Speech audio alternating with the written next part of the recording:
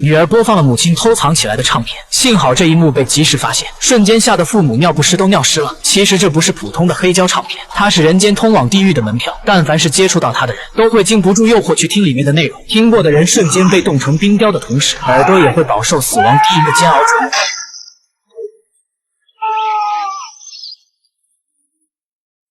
如今幕后之人企图利用他残害人类。驱魔人扎康质问灵魂贩子为什么要违背传统打唱片的主意。看着对方的怂样，扎康突然意识到他应该只是个小角色。果然如他猜想的那样，幕后黑手另有其人。不过幕后之人竟是午夜老爹。扎康前半生都以消灭恶魔为己任，可午夜恰好相反，为谋取自身利益，他专门为恶魔效力。还没等扎康破口大骂，就被午夜的2个手下给敲晕了。画面一转，扎康被绑在了铁网上不能动弹，而午夜就是厌倦了被恶魔的操控，想通过唱片扭转他与恶魔的主仆关系。随后他给扎康注射了防止血液凝固的药物，为验证药剂是否有效，他选择给扎康开刀放血。相对来说午夜还算仁义，他还不忘留下用来凝血的维生素，并好意提醒扎康只有4个小时的寿命。可他忘了扎康有主角光环的加持，空旷荒废的工厂竟出现一名流浪汉。导演安排画面切换，天使曼妮瞬间上了流浪汉的身体，这一刻扎康仿佛看到了救命稻草。可惜天使不能干涉人间的结束，不过他却可以传授如何销毁唱片的咒语。撩完弦他便来也匆匆去也匆匆。扎康在流浪汉的身上同样也看到了希望，哀求流浪汉放了他，随后让对方拿出他兜里的扑克牌。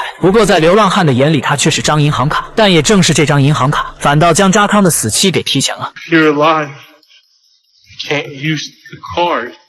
Oh, no, you can.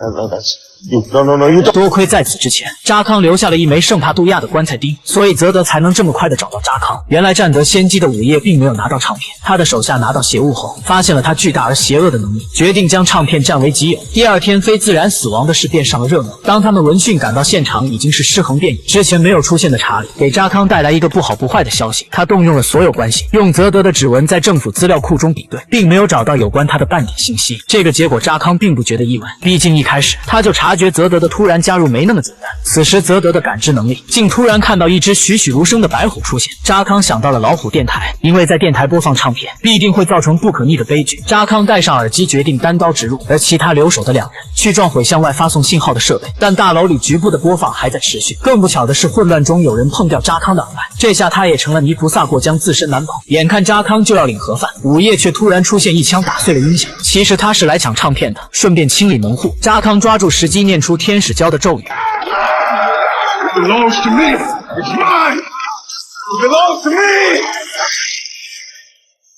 等午夜再次开门查看时，里面已经连接了地狱，唱片和午夜的手下都灰飞烟灭了。